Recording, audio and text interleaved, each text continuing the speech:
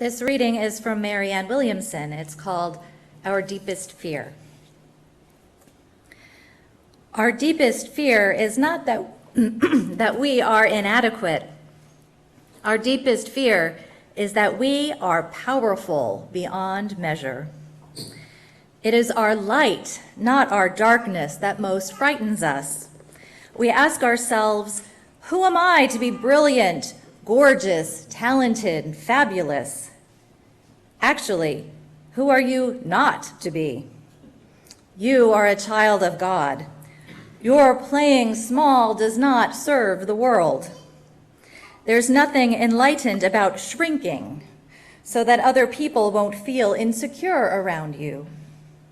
We are all meant to shine, as children do. We were born to make manifest the glory of God that is within us. It is not just in some of us, it's in everyone. And as we let our own light shine, we unconsciously give other people permission to do the same. As we're liberated from our own fear, our presence automatically liberates others.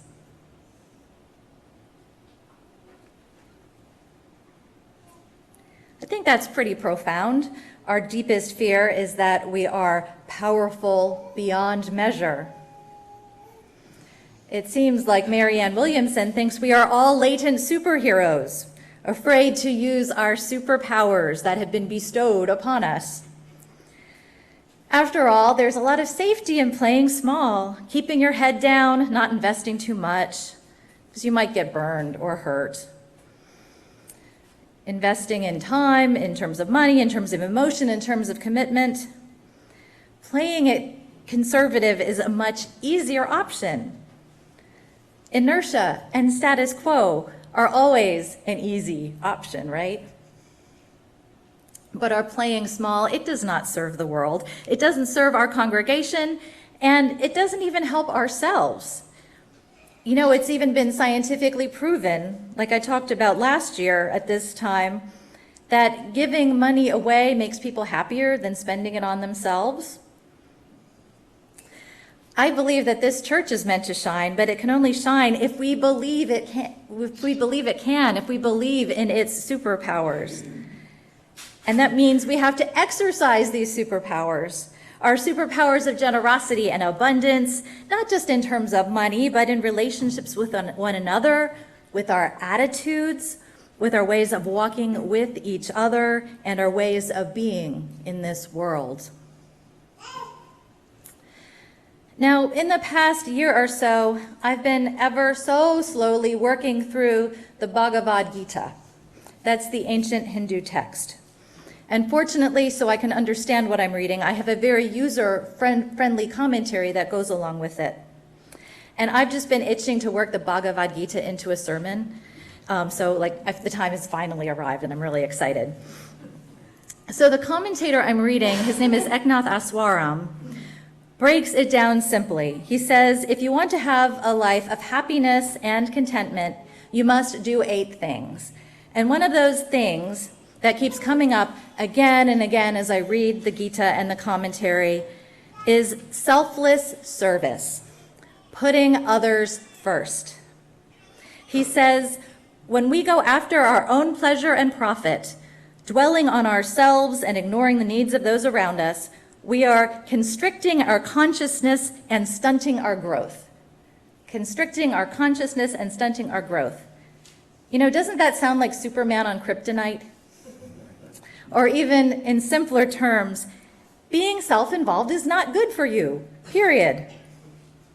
So today I'm going to offer y'all the opportunity to be less self-involved and therefore happier people. Because I don't get to play the hell card here. That's a bit of leverage I don't have as a Unitarian Universalist minister. But yes, it is our annual fundraising time. And inspired by the words of my colleague, the Reverend Joanne Giannino, I will share these words. Our pledge drive, which begins today, is not about meeting the financial needs of the church. The pledge drive is an opportunity to fulfill our human need to give. It's not about the budget, the dream budget, the adequate budget, the middle budget.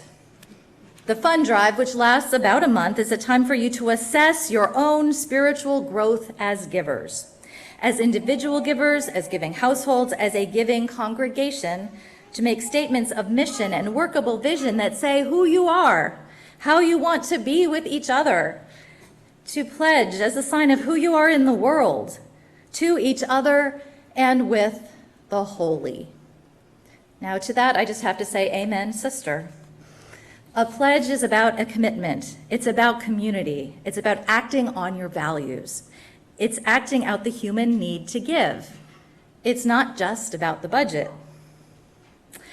And that reminds me of a saying in the professional fundraising community. The saying is, people don't give to budgets. They give to causes. That's why we see those nonprofit commercials that are so gripping and emotional. The ones that show starving children or sad-looking, neglected animals. We give to a cause because we believe in it. Save the Children and the ASPCA, they don't tout their compelling budgets in those commercials. Hey, look at our budget, give us money. Although, their budgets are publicly available and transparency is really important.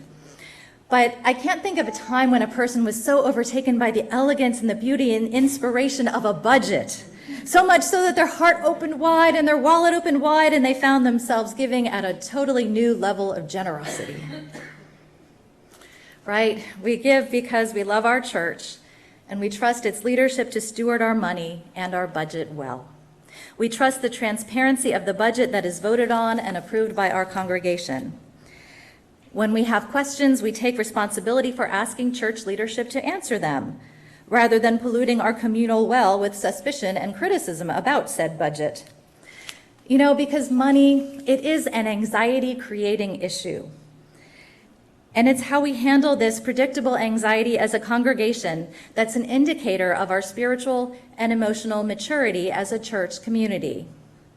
That's the interesting thing about Unitarian Universalists. You can't stop them from talking politics. They are more than happy to talk about sex, but the minute you want to talk about money, you have stumbled upon a really, really big taboo. I'm just saying. But we give because of the people here, the mission here, the transformation of lives that happens here, because that's important. And we give because where else are you going to find a church where the theology leaves absolutely no one outside the circle of love? So now it's time to get down to the logistics of the fund drive. You will not be subjected to a fund drive PowerPoint during the potluck. So you got to listen up now, okay? On your way out of the sanctuary, there is waiting for you an envelope with your household's name on it. If your last name is A to L, first half of the alphabet roughly, exit these front doors here to pick up your envelope. If your last name is M through Z, exit the doors back there to pick up your envelope. If your family has two different names and two different parts of the alphabet, I'm just going to say good luck. So please make a mental note now on which door to exit from. It'll be easier. So envelopes have been prepared for church members, friends, and prospective members. If you are a prospective member or a friend, please note that your envelope represents an opportunity, not a requirement or obligation. We are not making any assumptions or being presumptuous in any way. We're just offering you a chance to support the church. Now, in the envelope, you will find two things. You will find a pledge drive brochure, and you will find a fair share giving guide. There will be no pledge form in the envelope. I'm going to repeat that because that's important. There's no pledge form in the envelope. That was totally intentional. So what we're going to ask is that in the next few days, you look at the brochure and start thinking about your gift for the coming year. Last year, we had about $140,000 in pledges. This year, we are hoping to increase that amount by $10,000. In the brochure, you will find revenue and expense pie charts, which are a projection for 2020 based on us meeting this goal. If you feel the need to talk about the 2020 budget, which hasn't been created yet in detail, with a board member, you are welcome to do so at any time. But keep in mind that the actual 2020 budget that goes before the congregation is finalized after the fund drive, when we know how much money is coming in. That is the final version of the budget that is approved by the board and taken to the congregation for a vote in December. Now, that being said, our budgets are pretty bare bones. There's not any fat and barely any wiggle room. We have gained some relief from the mortgage refinance, for which we are very grateful. But as we continue to lose long-term members and the volunteer capacity for big church fundraisers, the gains are being offset very quickly. As Debbie Sunderman mentioned a couple of weeks ago in her sermon, losing big fundraising events is not necessarily a bad thing, as we are just raising money from each other anyway. And if we would just concentrate on hanging out together and putting that extra fundraiser money in our pledges, we'll have the same amount of money with much, much less of a burden on our volunteers who put hours and hours into putting these fundraisers together. So the next step. Soon you will receive your pledge form in one of three ways. You might receive it in the mail, you might be asked to attend an event, or you might have someone call and ask to have a personal visit with you. It's these ways you will get that pledge form you will probably be looking for in a few moments. When you are contacted about an event or a personal visit, please, please, please, please, please respond promptly and politely in the affirmative, because the people who are calling on you are your fellow church members who are investing their valuable time in helping the church. And you are in covenant with them. They are your friends, they are your peers. So if you dodge calls and emails and visits, all you will be doing is taking more time from your beloved church family to follow up with you. So let's talk about giving amounts. I think the easiest and the fairest way is to think about your giving as a percentage of your annual income or your annual budget if you're retired. It's our hope that new members start at 2% of their income and over the years work up to 5%. I remember back in the day when, as a church member in Richmond, Virginia, I went to 5% of my income, and I thought I was doing something really scary, that I might really feel the pinch. I set up my pledge on an automatic debit, paid it monthly, and it turns out I never felt the absence of the money. I just wasted less money on little stuff that we never think about. All of my fears were perfectly psychological, not real. I had lost trust in my own superpowers for a while, but quickly regained them. So I've got some interesting what-ifs for you.